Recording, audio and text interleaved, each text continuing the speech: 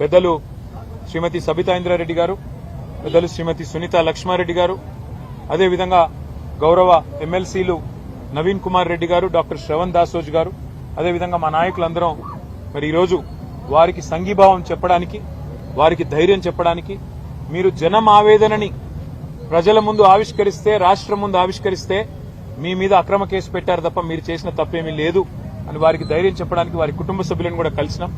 వారికి ధైర్యం చెప్పాం. తప్పకుండా వారి తరపున న్యాయ పోరాటం చేస్తాం.